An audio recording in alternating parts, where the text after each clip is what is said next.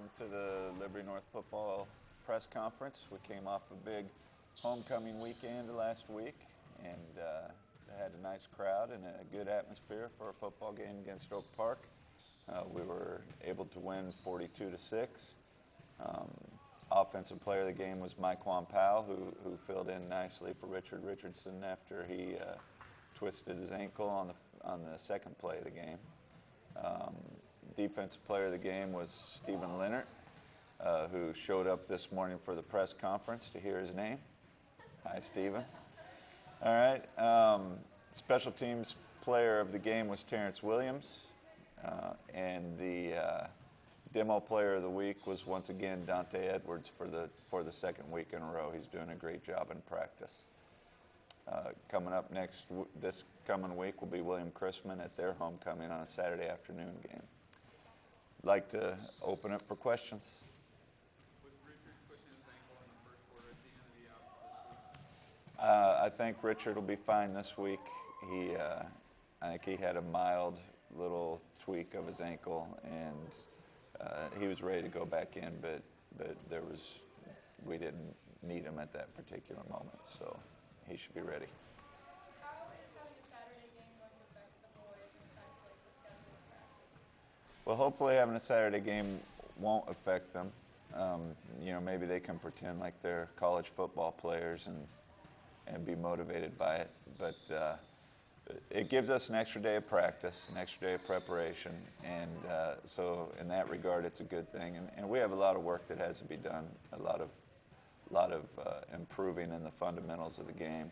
A lot of the same little mistakes keep happening week after week after week after week with all of our kids, and so hopefully we can clean those up with that extra day. You mentioned you have a little bit of improving to do this week in practice. What specifically do you want to work on as far as things? Well, we want to work on our zone blocking technique, okay, being sure that we're driving the play side number in our inside zone game and that we're reaching to pin in our outside zone game. We want to use proper footwork. We want to be sure that we get a good bucket step, get our head and placement correct, just fundamental technique issues. Right where you're at the point of the season now where maybe some bad habits have started, maybe offensive line-wise, maybe a kid's hopping someplace instead of stepping there, just little things like that where it's not a scheme issue as much as it is just a habit, a technique issue. We need to work on that on both sides of the ball. Are there any other new injuries that could affect the game on Saturday? Well, I think that everybody who has been healthy will be healthy by Saturday. I think Keegan Odell will have a few days off here.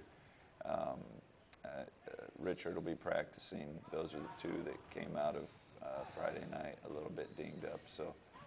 But I think everybody who has been with us last week will be with us again Saturday. All right, coming off of such like a big win on homecoming night, has like the atmosphere been more positive? Well, we took the ELE approach at our practices. Everybody love everybody, and we've been giving out a lot of hugs for the last couple weeks. So the boys are really getting fired up about the affection, and so the scores of the games we're trying to remove focus from that so much, and just more. We want everybody to feel good. After losing homecoming by 1 point last year, to kind of put pressure on the boys to win this year. I'm not sure that our kids are really paying a great deal of attention to whether it's homecoming or any other game. I think that they're excited for homecoming and their date, and they'll know there's a big crowd and things like that. And it's a big it's a big time in a high school kid's life. But as far as the significance of winning the homecoming game, I'm not sure that there's a lot of discussion or thought about that. I think that football is kind of one of those sports where you play once a week, you have 9 games, and so every one of them is really big and really important. So I think that they viewed it like any other. I'm sure that they're happy to win on homecoming, though. There's no doubt. Maybe it makes the dance more fun. What's your biggest challenge about playing William Chrisman? Biggest challenge about playing William Chrisman is that they do enough things offensively and defensively that they make you prepare for them. They make you spend time, breaking down what it is actually that they're doing on both sides and teaching your kids. And then they've got a nice running back who can run the ball and they run to the ball well, and they appear to be getting better each week. So I think that we'll play a motivated football team on their homecoming, and I think that they would like nothing more than to knock off a ranked football team. So we've got to come ready to go.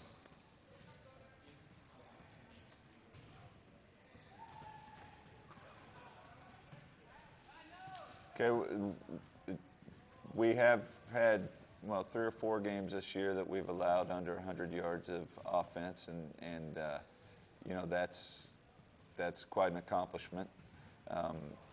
I would say that we will continue to play great defense. Now the 100-yard mark, I don't know if we'll hold them under 100 or if they'll have 200 or if they won't get a first down. But I know that our defense is going to play the best that they can play, and they're going to play physical and hard-nosed, smart football. And then, but those guys on the other side are trying hard too. So no predictions about what kind of streak we're going to have.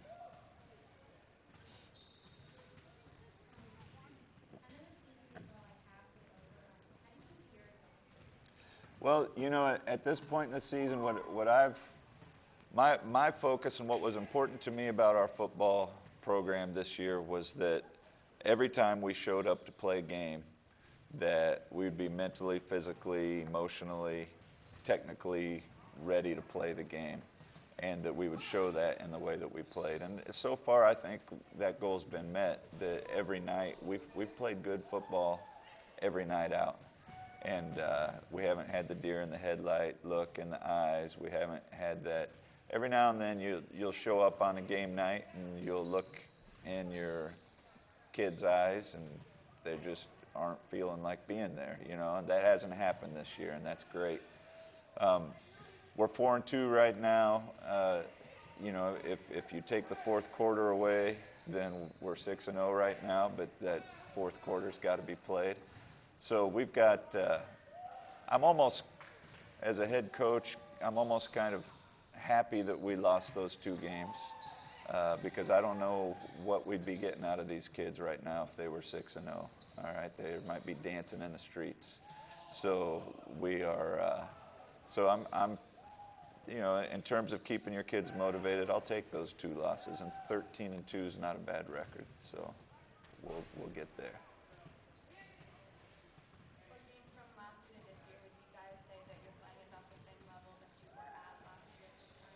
I think that at this time, the years are very similar in terms of injuries and suspensions and things like that. I mean, we went about 3 or 4 games last year in the middle of the year where we had 8 starters out.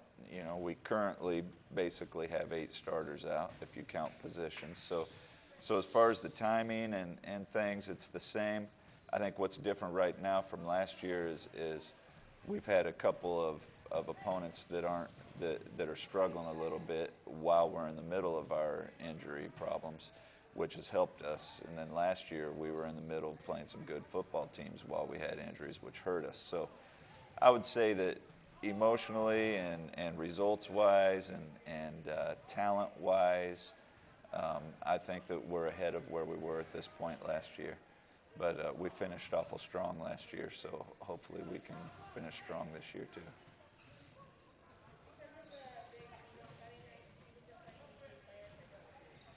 Yeah, I think we got the whole JV squad in, and they did great. Rodney Moffitt came out and ran the ball really well. It hardly even looked like a step down, our JV offense from our varsity offense. It could have been the same group out there.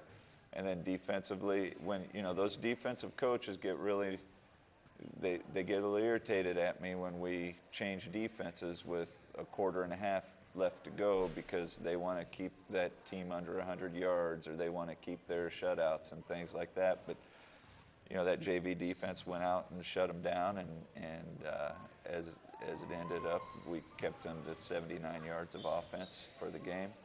And, that's a testimony to those kids who practice hard and play hard and deserve to play football games.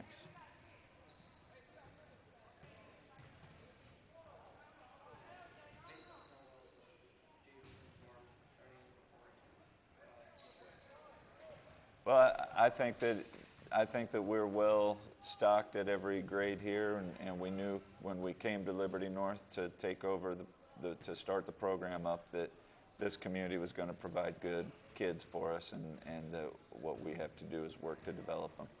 So, yeah, I'm more worried about what we're going to get done in practice today than I am about next year and the year after that.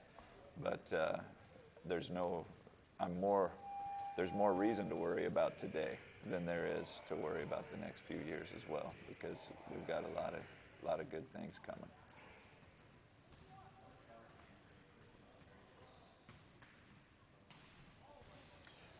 Well, Oak Park is basically a wing T football team. They do some overload.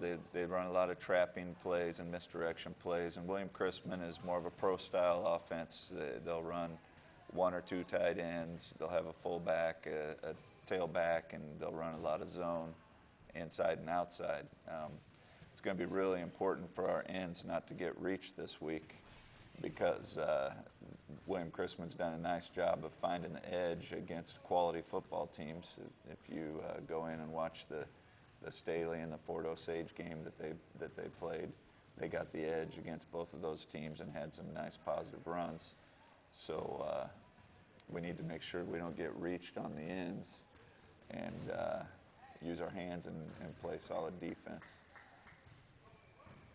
Is your offense going to face any great difficulties against the defense? I think the number one issue that you face as an offensive team against a team like William Christman is just preparing for where they're going to line up. They have some multiple sets on defense, and they change their defensive shades at the line of scrimmage from play to play. And so, they really make you rely on your fundamentals and the rules that you have in your blocking schemes, because you can't always anticipate where they're going to line up. So defensively, they give us some headaches in terms of preparing. You wish those guys would just stand still, but they move around.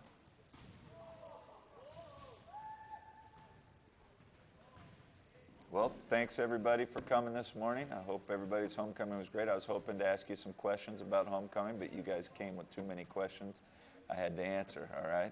If you'd like to talk about homecoming after the show, come and talk to me.